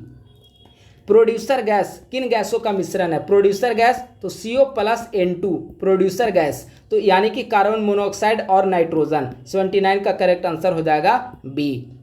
एक तरफ है रेडियो एक्टिव क्षय और दूसरे तरफ है उत्सर्जन। ठीक है, तो कौन सा युग्म सही सुमेलित है? अल्फा क्षय हीलियम नाभिक सत्य है, बीटा क्षय इलेक्ट्रॉन या पॉजिट्रॉन सत्य है, गामा क्षय फोटोन यह भी सत्य है। तो कितने युग्म सही सुमेलित है? तो यहाँ पे तीनों युग्म सही सुमेलित हैं। तो इसका करेक्ट आंसर क्या हो जाएगा? 80 का सी इसका आंसर हो जाएगा। अगला 81 नंबर सवाल है, निम्नलिखित में से किस रसायन का प्रयोग मतदाताओं की उंगली पर निशान लगाने के लिए किया जाता है? यानी कि जब हम लोग वोटिंग करते हैं तो वोटिंग करने के दौरान उंगलियों पर किसका निशान लगाया जाता है? 4 ऑप्शन दिए गए हैं। इसका आंसर हो जाएगा ए, सिल्वर नाइट्रेट का प्रयोग किया जाता है। ठीक है, तो 81 का आंसर हो जाएगा ए। अन्य का अगर हम लोग यूज देखें तो सिल्वर ब्रोमाइड का प्रयोग फोटोग्राफी में किया जाता है। फोटोग्राफी में सिल्वर आयोडाइड, आप लोग जानते होंगे, सिल्वर आयोडाइड का प्रयोग कृत्रिम वर्षा में किया जाता है। सिल्वर क्लोराइड का प्रयोग किया जाता है फोटोक्रोमेटिक कांच बनाने में, और सिल्वर नाइट्रेट का प्रयोग मतदाताओं की उंगलियों पर निशान लगाने में। 81 का आंसर हो जाएगा ए। अगला है, क्लोरीन का उपयोग निम्नलिखित में से किन कार्यों में किया जाता है? क्लोरीन का प्रयोग किन कार्यों में होगा? पेयजल में उपस्थित रोगाणुओं को नष्ट करने में सत्य है, मस्टर्ड गैस के उत्पादन में यह भी सत्य है, विरंजक के रूप में यह भी सत्य है, कच्चे फलों को पकाने में क्लोरीन का प्रयोग नहीं बल्कि कच्चे फलों को पकाने में एथिलीन का प्रयोग किया जाता है। तो क्लोरीन, ये तीनों होगा आंसर 1, 2 और 3, यानी कि 82 का करेक्ट आंसर हो जाएगा सी। 83, निम्नलिखित कथनों पर विचार करें। उपर्युक्त कथन में से कौन सा कथन सत्य है? पहला, दाब में वृद्धि से द्रव के क्वथनांक में बढ़ोतरी होती है। बिल्कुल सत्य है, दाब में वृद्धि से द्रव के क्वथनांक में बढ़ोतरी होती है। यही कारण है कि प्रेशर कुकर में खाना जल्दी पक जाता है। ठीक है, तो पहला तो सत्य हो गया। दूसरा, द्रव में अशुद्धि मिलाने से द्रव के क्वथनांक में कमी आती है। देखिए, जब द्रव में हम लोग अशुद्धि को मिलाएंगे तो उसका क्वथनांक जो है, क्वथनांक में कमी नहीं बल्कि क्वथनांक में वृद्धि होगी। ठीक है, यहाँ पे वृद्धि होगी।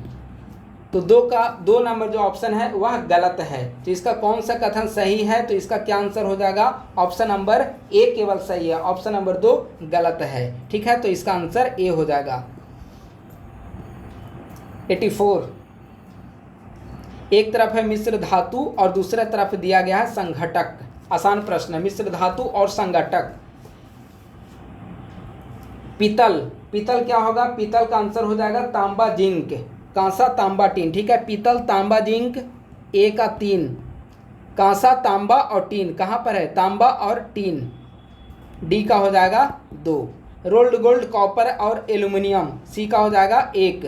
तो बी का क्या बच गया? सोल्डर लेड और टीन। ठीक है, यानी कि बी का हो जाएगा 4। ठीक है, 3, 4 1 2 3 4 1 2 ऑप्शन नंबर बी 84 का आंसर हो जाएगा बी। फिर से देख लीजिए, पीतल, तांबा, जिंक, सोल्डर, लेड और टीन, रोल्ड गोल्ड, कॉपर और एल्यूमिनियम, कांसा, तांबा और टीन। 84 का आंसर बी। 85, चश्मा के लेंस निर्मित करने के लिए किस कांच का प्रयोग किया जाता है? तो चश्मा का लेंस निर्मित करने के लिए क्रूक्स कांच का प्रयोग किया जाता है। 85 का आंसर हो जाएगा सी। शुष्क सेल में निम्नलिखित में से किसका प्रयोग एनोड के रूप में होता है? तो शुष्क सेल में कार्बन की छड़ का प्रयोग एनोड के रूप में किया जाता है और जस्ते की छड़ का प्रयोग कैथोड के रूप में किया जाता है। ठीक है, आप लोग ध्यान देंगे, शुष्क सेल में कार्बन की छड़ का प्रयोग एनोड के रूप में और जस्ते की छड़ का प्रयोग कैथोड के रूप में। 86 का आंसर हो जाएगा बी। रेल पटरियों को जोड़ने के लिए थर्मिट अभिक्रिया का प्रयोग किया जाता है। इस अभिक्रिया में एल्यूमिनियम के साथ निम्नलिखित में से किसका प्रयोग किया जाता है? तो रेल पटरियों को जोड़ने में एल्यूमिनियम के साथ आयरन ऑक्साइड का प्रयोग किया जाता है। 87 का करेक्ट आंसर हो जाएगा सी। ये अभिक्रिया कौन सी है? थर्मिट अभिक्रिया। 87 का करेक्ट आंसर हो जाएगा सी। 88 नंबर सवाल है, निम्नलिखित धातुओं को उनकी क्रियाशीलता के आधार पर आरोही क्रम में व्यवस्थित कीजिए तथा नीचे दिए गए कूट का प्रयोग करके सही उत्तर को चुनिए। यहाँ पर सवाल है आरोही क्रम। आप लोग आरोही और अवरोही में कंफ्यूज नहीं होंगे। ठीक है, आरोही का मतलब होता है नीचे घटते हुए, आरोही का मतलब होता है बढ़ते हुए, अवरोही का मतलब होता है घटते हुए। घटते का मतलब सबसे ज्यादा पहले होगा, उसके बाद नीचे की ओर घटेगा। ठीक है, तो हम लोग अवरोही क्रम में अगर इसको देखें तो अवरोही क्रम में सबसे आगे होगा पोटेशियम, पोटेशियम के बाद होगा सोडियम, फिर होगा कैल्शियम, फिर होता है मैग्नीशियम, उसके बाद होता है एल्युमिनियम, ऐसे होता है। ठीक है, तो यहाँ पे सवाल है आरोही क्रम में, तो इसको ऑपोजिट कर देंगे। सबसे पहले मैग्नीशियम होगा, यानी कि ऑप्शन नंबर 4 सबसे पहले होगा, उसके बाद कैल्शियम, उसके बाद 3 होगा, उसके बाद सोडियम यानी कि 2 होगा, उसके बाद 1 होगा। ठीक है, आप लोग ध्यान देंगे, यहाँ पे सवाल है आरोही क्रम में और हमने यहाँ पे बताया अवरोही क्रम। ठीक है, अवरोही में सबसे पहले ज़्यादा जिसका होगा वो लिखा जाता है। ठीक है, तो पोटेशियम, सोडियम, कैल्शियम, मैग्नीशियम, तो इसको अपोजिट करेंगे तो आरोही क्रम में हो जाएगा। ठीक है, तो 4 3 2 1 इसका आंसर होगा। 4 3 2 1 ऑप्शन नंबर, देखिए क्या है ऑप्शन, 4 3 2 1 यानी कि ऑप्शन नंबर डी। ठीक है, ऑप्शन डी। अगला, सोडियम और मैग्नीशियम जैसी अत्यधिक अभिक्रियाशील धातुओं का निष्कर्षण किस विधि के द्वारा किया जाता है? तो सोडियम और मैग्नीशियम जैसी अभिक्रियाशील धातुओं का निष्कर्षण विद्युत अपघटनी अपचयन विधि के द्वारा होते हैं। 89 का करेक्ट आंसर हो जाएगा सी। एक तरफ है रासायनिक पदार्थ और दूसरे तरफ है रासायनिक नाम। ठीक है, मैच करना है। तो बेकिंग सोडा सोडियम बाइकार्बोनेट। ठीक है, बेकिंग सोडा यानी कि खाने वाला सोडा, सोडियम बाइकार्बोनेट, और धोबन सोडा सोडियम कार्बोनेट। ठीक है, पहला हो गया। दूसरा हाइपो सोडियम थायोसल्फेट। ठीक है, जिप्सम कैल्शियम सल्फेट, यह भी सत्य है। सोरा पोटेशियम नाइट्रेट के NO3, यह भी सत्य है। तो चारों 1 2 3 4 मैच है, 1 2 3 4 यानी कि 90 का आंसर हो जाएगा ए। अब फिर यहाँ पर 10 सवाल आ गया करंट का, उसके बाद फिर केमिस्ट्री का होगा। हाल ही में बिहार में निम्नलिखित में से किस जनपद में खेलो India state centre of excellence का उद्घाटन किया गया? तो खेलो India state centre of excellence का उद्घाटन पटना में किया गया। 91 का करेक्ट आंसर हो जाएगा ए।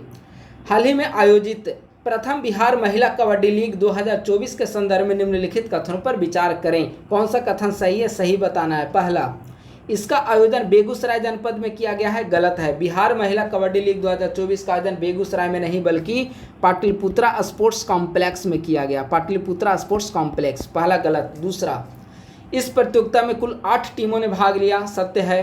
सॉरी, कुल 6 टीमों ने भाग लिया, 6 टीमों ने भाग लिया था, तो दूसरा भी गलत हो गया।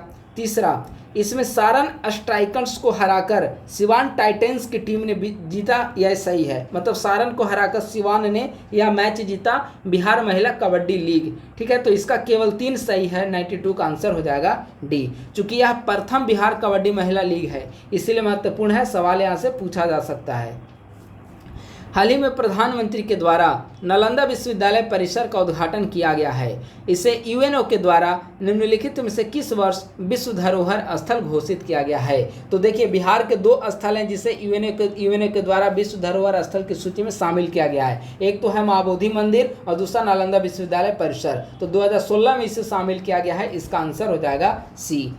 हाल ही में बिहार सरकार के द्वारा पटना के अलावा बिहार के 4 जिलों में मेट्रो रेल के प्रस्ताव को मंजूरी प्रदान की गई है। कौन सा जनपद इनमें से शामिल नहीं है? तो जिन 4 जनपदों में मंजूरी दी गई मेट्रो के लिए वह है गया, गया के बाद है मुजफ्फरपुर, मुजफ्फरपुर के बाद है दरभंगा और दरभंगा के बाद है भागलपुर। ये 4 जिले हैं। तो इनमें से कौन नहीं है? तो ऑब्वियस इसका आंसर हो जाएगा डी यानी कि बेगूसराय। हाल ही में टाइम्स हायर एजुकेशन के द्वारा जारी यंग यूनिवर्सिटी रैंकिंग में आईआईटी पटना को निम्नलिखित में से कौन सा स्थान प्राप्त हुआ है? तो ओवरऑल रैंकिंग में टाइम्स हायर एजुकेशन में आईआईटी पटना को 117वां रैंक प्राप्त हुआ है। 95 का आंसर हो जाएगा डी। हाल ही में हरेंद्र सिंह को राष्ट्रीय महिला हॉकी टीम का कोच नियुक्त किया गया है। हरेंद्र सिंह राष्ट्रीय महिला हॉकी टीम के कोच बने हैं। ये बिहार के किस जनपद से संबंधित हैं? तो हरेंद्र सिंह बिहार के सारण जिले के रहने वाले हैं, जिन्हें हाल ही में राष्ट्रीय महिला हॉकी टीम का कोच बनाया गया है। 96 का आंसर हो जाएगा बी। हाल ही में केंद्रीय प्रदूषण नियंत्रण बोर्ड के द्वारा जारी वायु गुणवत्ता सूचकांक में बिहार की राजधानी पटना निम्नलिखित में से किस स्थान पर है? ठीक है, तो केंद्रीय प्रदूषण नियंत्रण बोर्ड के द्वारा जारी वायु गुणवत्ता सूचकांक में पटना दूसरे स्थान पर है। 97 का करेक्ट आंसर हो जाएगा ए। हाल ही में बिहार में राजस्व एवं भूमि सुधार विभाग ने भूमापन संबंधी प्रक्रियाओं को ऑनलाइन करने के लिए निम्नलिखित में से किस वेबसाइट को विकसित किया है? तो राजस्व और भूमि सुधार विभाग के द्वारा भूमापन संबंधी प्रक्रियाओं को ऑनलाइन करने के लिए जिस वेबसाइट को विकसित किया है उसका नाम है ई-मापी। तो 98 का आंसर हो जाएगा डी। हाल ही में पद्मश्री से सम्मानित बिहार के प्रसिद्ध व्यक्ति नरेंद्र प्रसाद का निधन हो गया है। बताइए कि इनका संबंध किस क्षेत्र से था? तो इनका संबंध जो है वह 99 का करेक्ट आंसर हो जाएगा सी, चिकित्सा क्षेत्र से है। हाल ही में चर्चा में रहा ई क्षमता ऐप किस विषय से संबंधित है? ई क्षमता ऐप नर्सिंग विद्यालयों में मुफ्त पाठ्य सामग्री से संबंधित है। 100 का आंसर हो जाएगा सी। अब आ गया यहाँ पे केमिस्ट्री का सवाल। हम लोग 40 केमिस्ट्री का सवाल देखेंगे, फिर 10 करंट अफेयर को डिस्कस करेंगे। ठीक है, अभिकथन ए बी रक्त समूह वाले लोग सार्वभौमिक ग्राही होते हैं, बिल्कुल सही है। दूसरा, रक्त समूह ए बी में कोई प्रतिजन नहीं होता, यानी कि ए बी में प्रतिजन अनुपस्थित होता है, गलत। ए बी में ए और बी 2 एंटीजन होते हैं, ए एंड बी 2 एंटीजन होते हैं। ठीक है, तो ए सही है, आर गलत है। ए सही है, आर गलत है, यानी कि इसका ऑप्शन नंबर सी करेक्ट है।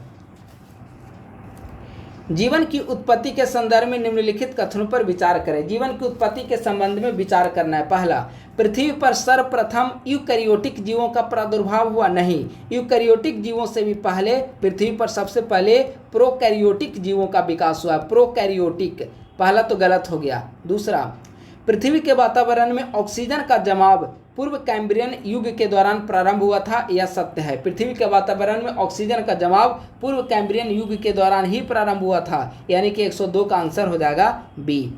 अगला है एंजाइम के संदर्भ में निम्नलिखित कथनों पर विचार करें। एंजाइम के संदर्भ में विचार करना है, कौन सा कथन सही है, सही कथन को बताना है। पहला, ये प्रोटीन होते हैं, सत्य है, एंजाइम प्रोटीन होते हैं। दूसरा, जैव रासायनिक अभिक्रियाओं को उत्प्रेरित करते हैं, यह भी सत्य है। एंजाइम जो होते हैं जैव रासायनिक अभिक्रियाओं को उत्प्रेरित करते हैं। उच्च तापक्रम में इनके अणुओं का अस्थायित्व बना होता है, गलत है। उच्च तापक्रम में एंजाइम जो होते हैं उनको क्षतिग्रस्त होने का खतरा होता है, क्षतिग्रस्त हो सकते हैं, तो अस्थायित्व बना हुआ नहीं रहता है। तो एक और दो सत्य है, तीसरा नंबर गलत है। 103 का आंसर हो जाएगा ए। ब्रिक के कार्य करना बंद कर देने से हमारे शरीर पर कौन सा प्रभाव परिलक्षित होगा? यदि ब्रिक कार्य करना बंद कर देगा तो कौन सा प्रभाव हमारे शरीर पर पड़ेगा? ठीक है, पहला, शरीर के वसा में जमाव में वृद्धि, रक्त में शर्करा की मात्रा में वृद्धि, शरीर में प्रोटीन की अधिकता, रक्त में नाइट्रोजन अपशिष्ट की मात्रा में वृद्धि। ठीक है, तो कौन सा प्रभाव देखने को मिलेगा? तो ऑप्शन नंबर डी करेक्ट होगा। 104 का आंसर हो जाएगा डी। निम्न में से कौन सा पौधा अपने नाइट्रोजन आवश्यकता की पूर्ति के लिए कीटों का भक्षण करता है? ठीक है, तो इसका आंसर हो जाएगा यूट्रिकुलेरिया। यूट्रिकुलेरिया ऐसा पौधा है जो अपनी नाइट्रोजन आवश्यकता की पूर्ति करने के लिए कीटों का भक्षण करता है। 105 का करेक्ट आंसर हो जाएगा ए। निम्नलिखित में से कौन सा कोशिकांग जंतु कोशिका में पाया जाता है? ठीक है, जंतु कोशिका में कौन सा कोशिकांग पाया जाता है?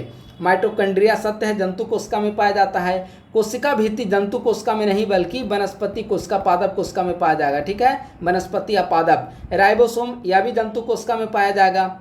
हरित लवक या पुनः वनस्पति कोशिका में पाया जाएगा। कोशिका द्रव यह भी जंतु कोशिका में पाया जाएगा, ठीक है। तो जंतु कोशिका पूछा गया है तो माइटोकॉन्ड्रिया, राइबोसोम और कोशिका द्रव ये जंतु कोशिका में, और कोशिका भित्ति और हरित लवक ये पादप कोशिका में देखने को मिलेंगे, ठीक है। तो इसका आंसर हो जाएगा 106 का 1, 3 और 5 यानी कि ऑप्शन नंबर सी। निम्नलिखित पर विचार करें, यूकैरियोटिक नहीं है, ठीक है। कौन सा यूकैरियोटिक नहीं है उसे बताना है।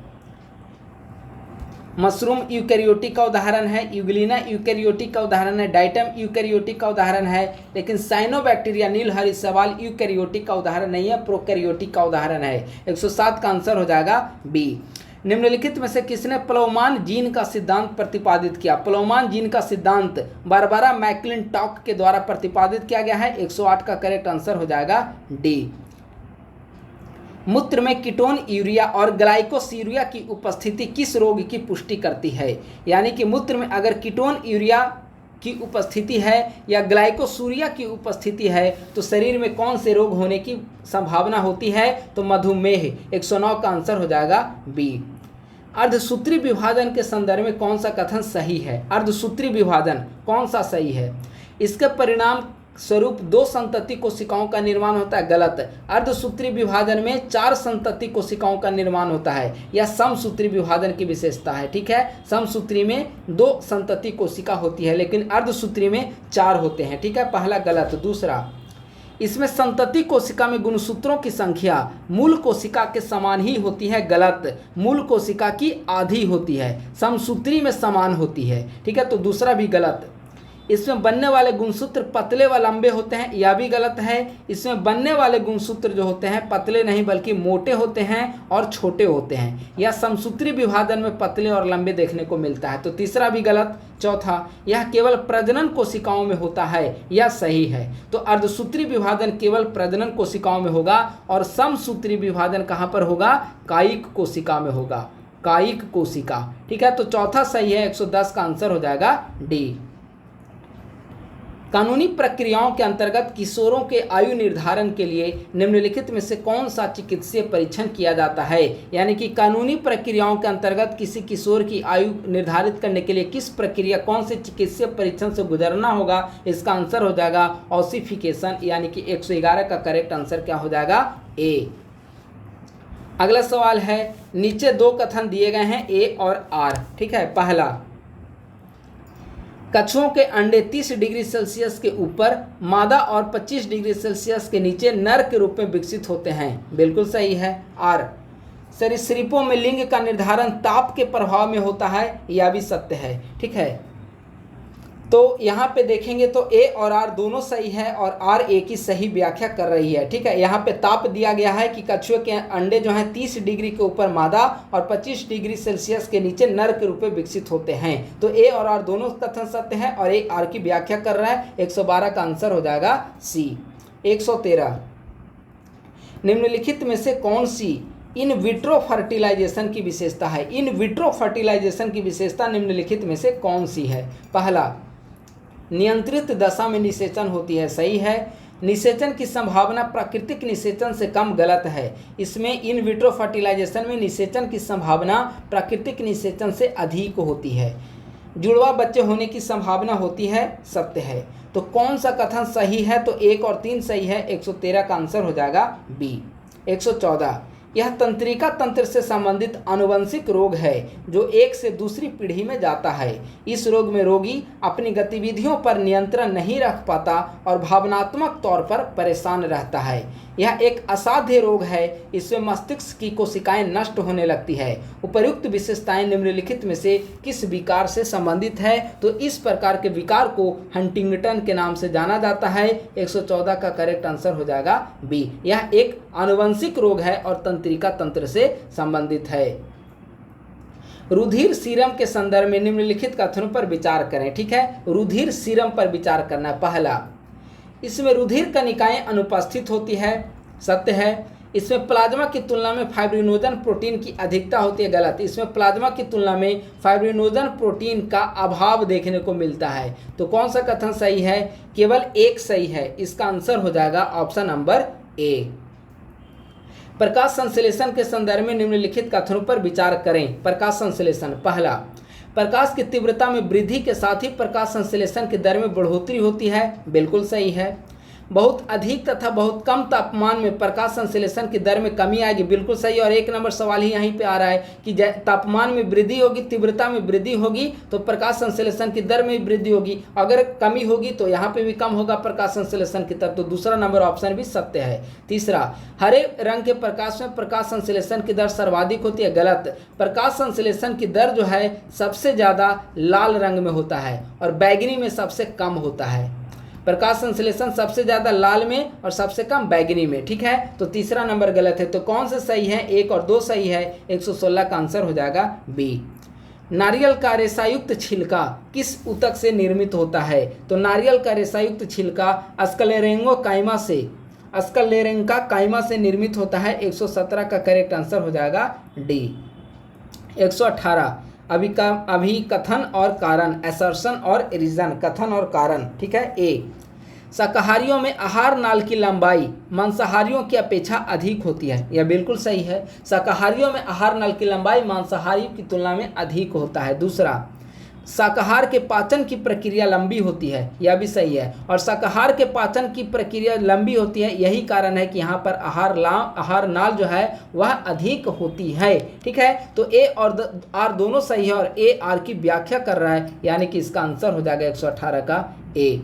119, क्रिप्टोगैम पौधों के संदर्भ में निम्नलिखित कथनों पर विचार करें। क्रिप्टोगैम पौधे, ठीक है। पहला, इसमें जनन ऊतक पूर्ण रूप से विकसित होते हैं, गलत। जनन ऊतक जो होते हैं पूर्ण रूप से विकसित जो होते हैं वह फेनोरोगैम पौधे में होते हैं, फेनोरोगैम पौधे में होते हैं, ठीक है। तो पहला गलत। दूसरा, इसमें बीज उत्पन्न करने की क्षमता नहीं पाई जाती है, यह सही है। क्रिप्टोगैम पौधे में बीज उत्पन्न करने की क्षमता नहीं होती है। तो कौन सा कथन सही है? 119 का हो जाएगा ऑप्शन नंबर बी।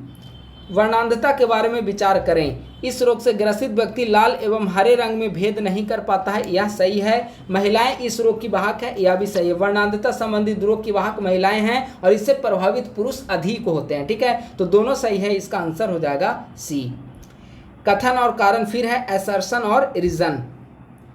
कथन, पृथ्वी की सतह के नीचे जाने पर गुरुत्वीय त्वरण के मान में वृद्धि होती है, गलत है। पृथ्वी की सतह के नीचे जाएंगे तो गुरुत्वीय त्वरण घटता चला जाएगा, तो पहला तो गलत हो गया। दूसरा, गहराई में जाने पर पृथ्वी के द्रव्यमान में आभासी कमी होती है, यह सत्य है, ठीक है। तो गुरुत्वाकर्षण भी घटेगा, द्रव्यमान में आभासी कमी भी आएगी, ठीक है। तो एक गलत है, आर सही है। ए गलत है, आर सही है, ठीक है। 121 का आंसर डी। स्पष्ट प्रतिध्वनि सुनने के लिए अवरोधक की ध्वनि स्रोत से न्यूनतम दूरी लगभग कितनी होनी चाहिए? तो स्पष्ट प्रतिध्वनि सुनने के लिए अवरोधक की ध्वनि स्रोत से 17 मीटर की दूरी पर होनी चाहिए। 122 का करेक्ट आंसर हो जाएगा बी। संवहन के प्रभाव निम्नलिखित में से क्या है? संवहन का प्रभाव पूछ रहा है, ठीक है। पहला, विद्युत बल्ब में निष्क्रिय गैसों का भरा जाना, बिल्कुल संवहन का प्रभाव है। रेफ्रिजरेटर में फ्रीजर को ऊपर रखना, यह भी सत्य है।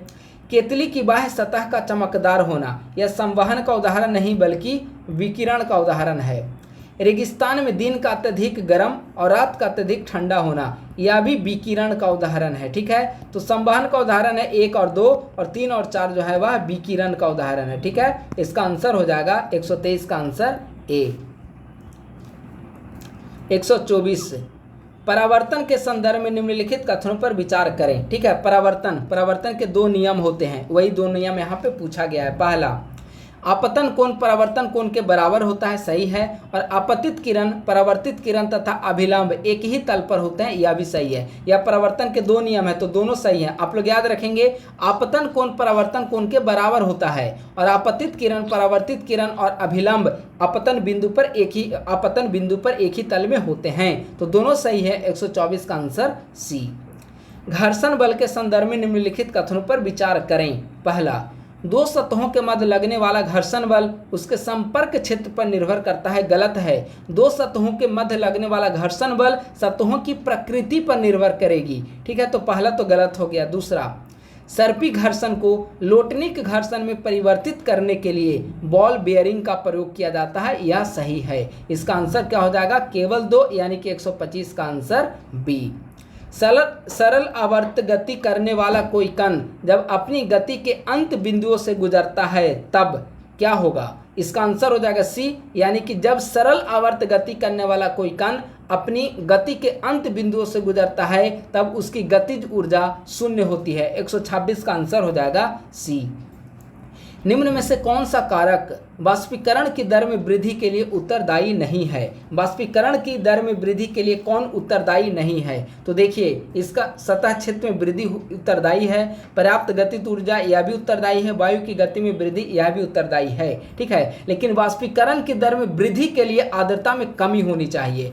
आर्द्रता अगर बढ़ेगी तो वाष्पीकरण की दर में कमी आएगी, और आर्द्रता कमेगा तो वाष्पीकरण की दर में वृद्धि होगा। तो 127 का आंसर हो जाएगा बी।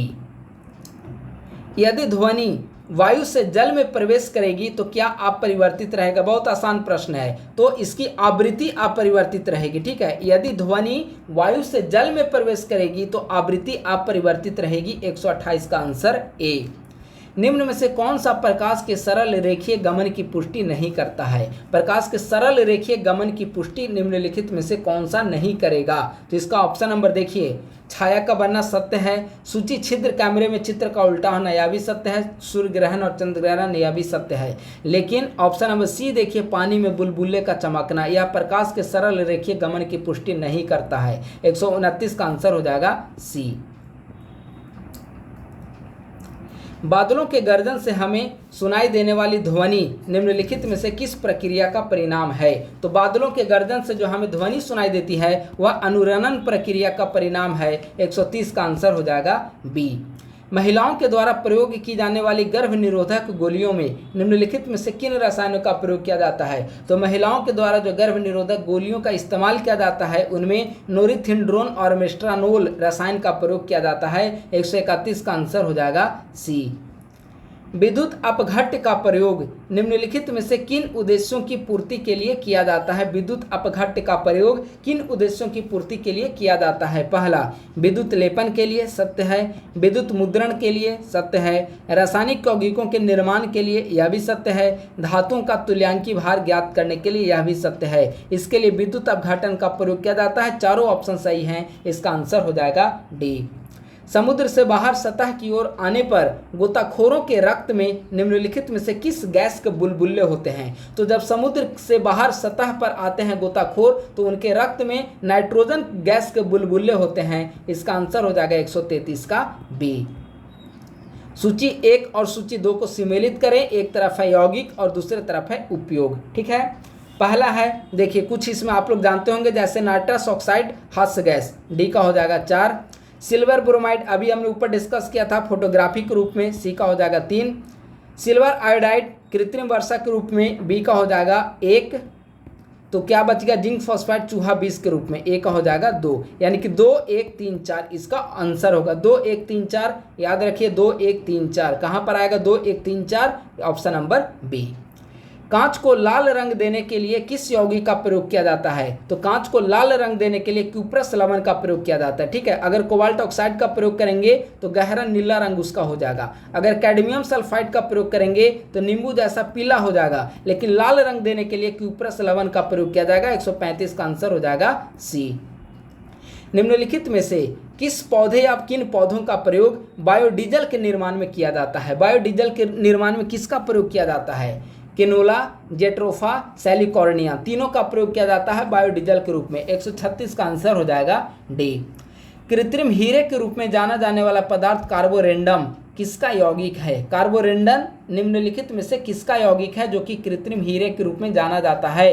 तो कार्बोरेंडम सिलिकॉन का यौगिक है। 137 का आंसर हो जाएगा बी। रक्त के प्रवाह को रोकने के लिए निम्नलिखित में से किसका प्रयोग किया जाता है? रक्त के प्रवाह को रोकने के लिए पोटास एलम का प्रयोग किया जाता है। 1 लाइनर सवाल है, इसीलिए इसको ज़्यादा डिस्कस नहीं कर रहा हूँ, ठीक है। तो उसका आंसर हो जाएगा बी। ऑटोमोबाइल ईंधनों में निम्नलिखित में से किसका प्रयोग प्रतिहीम एजेंट के रूप में किया जाएगा? ठीक है, ऑटोमोबाइल ईंधन में प्रतिहीम एजेंट के रूप में किसका प्रयोग किया जाएगा? तो इथिलीन ग्लाइकॉल का प्रयोग किया जाएगा। 139 का आंसर हो जाएगा डी। निम्नलिखित में से कौन सी किसी परमाणु नाभिक से एक बीटा कण के निकल जाने का परिणाम होगा? यानी कि किसी परमाणु के नाभिक से अगर एक बीटा कण निकल जाता है तो इसका क्या परिणाम होगा? ठीक है, तो ऑप्शन नंबर बी देखिए, इसका द्रव्यमान अपरिवर्तित रहेगा लेकिन परमाणु संख्या में 1 की वृद्धि होगी। इसका आंसर हो जाएगा 140 का बी। हाल ही में निम्नलिखित में से किसे संयुक्त राष्ट्र शरणार्थी उच्चायुक्त का सद्भावना राजदूत बनाया गया है? तो संयुक्त राष्ट्र शरणार्थी उच्चायुक्त का सद्भावना राजदूत ब्रिटिश अभिनेता थियो जेम्स को बनाया गया है। 141 का आंसर हो जाएगा ए। हाल ही में संपन्न हुए लोकसभा चुनाव 2024 में निम्नलिखित में से कितनी महिलाएं संसद सदस्य के रूप में चुनी गई है? तो अभी 18वीं लोकसभा चुनाव संपन्न हुआ है। 18वीं लोकसभा में कुल 74 महिलाएं चुनी गई है। इसके पूर्व 17वीं लोकसभा में 78 महिलाएं थी। ठीक है, तो इसका आंसर हो जाएगा 142 का बी। हाल ही में आयोजित किए गए समुद्री अभ्यास जिमैक्स 2024 किसके बीच होता है? जिमैक्स भारत और जापान के बीच में। इसके बारे में विचार करना है। ठीक है, पहला, इसका आयोजन विशाखापत्तनम में किया गया, गलत। इसका आयोजन जापान में किया गया है। जापान में भी अगर आप लोग ये स्थल देखना चाहेंगे तो योकोसुका। ठीक है, तो पहला गलत हो गया। दूसरा, इस युद्धाभ्यास का 8वां संस्करण आयोजित किया गया, सत्य है। इसमें भारत की ओर से स्वदेशी स्टील्थ फ्रिगेट INS शिवालिक शामिल हुआ, यह भी सत्य है। तो कौन सा सही है? 2 और 3, 143 का आंसर बी। हाल ही में निम्नलिखित में से कौन सा देश UPI को अपनाने वाला पहला दक्षिणी अमेरिकी देश बना है? तो UPI को अपनाने वाला पहला दक्षिणी अमेरिकी देश कौन बना है? पेरू। आंसर हो जाएगा ए। विश्व हाइड्रोजन शिखर सम्मेलन 2024 के संदर्भ में निम्नलिखित कथनों पर विचार करें।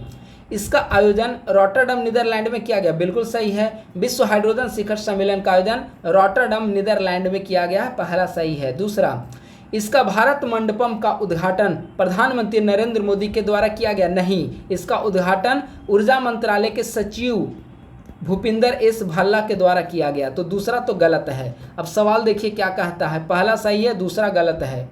सवाल है कि उपर्युक्त में से कौन सही है? तो हमने बताया पहला सही है, दूसरा गलत है। आंसर हो जाएगा ए। पुलित्जर पुरस्कार 2024 निम्नलिखित में से किसे पत्रकारिता की खोजी रिपोर्टिंग श्रेणी के लिए चुना गया है? तो इसमें हत्रा ड्रेयर को चुना गया है खोजी रिपोर्टिंग श्रेणी में। 146 का आंसर हो जाएगा बी। अगला सवाल थोड़ा महत्वपूर्ण है। हाल ही में संयुक्त राष्ट्र महासभा के द्वारा UNGA के द्वारा पहला विश्व फुटबॉल दिवस निम्नलिखित में से किस तिथि को मनाया गया है? तो पहला विश्व फुटबॉल दिवस 25 मई को मनाया गया UNGA के द्वारा। ठीक है, तो 147 का आंसर हो जाएगा डी।